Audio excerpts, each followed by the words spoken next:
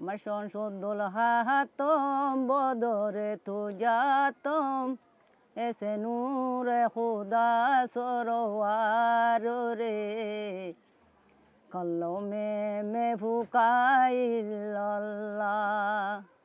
Mustafa was just 25 when her life was uprooted. Fleeing violence in Myanmar, she crossed the border into the Bangladesh, leaving behind her home, father, and the music. 7 বছর যে ওই দিয়ে চুলাল্লতি পন্না যাইতাম চাই আলিল্লাম শুরু আলিল্লাম fuzzy আলিল্লাম পড়ি কোরআন শরীফ fuzzy কোরআন শরীফ পড়ি ফানা জানা পরিবার সমাজে মলহি বাইছো আইসের আর মলহি বাইয়ে আর সে শিকার শুরু দিয়ে দুয়ালঙ্কা বতাসা বানায়া রবিনি জিসি ফুকারা यहाँ नबीजी সালামে ঝান্ডা উঠায়া।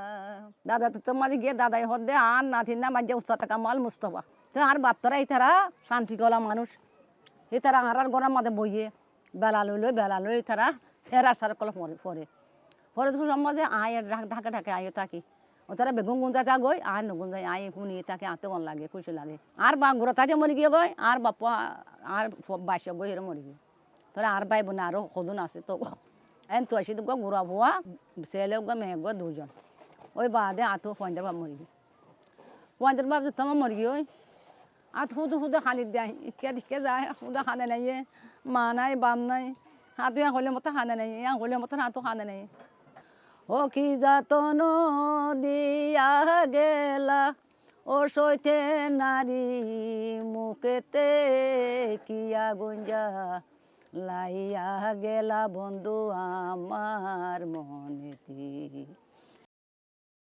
Without her father, Mustafa found herself battling loneliness, griefs, and the daily challenges of finding food and shelter.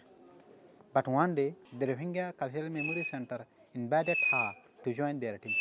For the first time in years, Mustafa was surrounded by fewer musicians, each of them carrying their own stories of loss and survival. In this collective of artists, Mustafa found not just a team but a family. Together, they healed wounds that word could not touch, weaving their pain into harmonies that speak of resilience, identity, and hope. Today, Mustafa is more than a musician. She is a symbol of survival, a storyteller who speaks throughout her strengths.